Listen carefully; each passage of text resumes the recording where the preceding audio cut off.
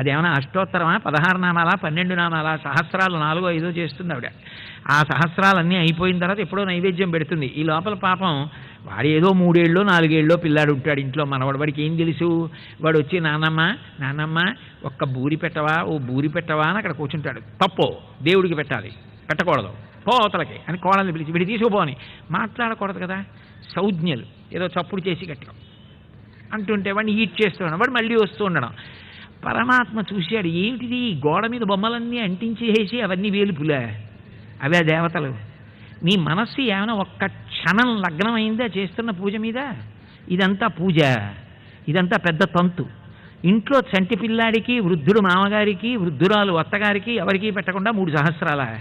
ఎందుకు ఈ చాలస్తాం? ఆ వచ్చిన వాడికి ఓ చిన్న బూరి చేతిలో పెడితే భగవంతుడికి నేను తిన్నాం, వాడికి ఎట్టేశావు అంటాడా? అంత కక్షతో ఉంటాడా భగవంతుడు? ఆయన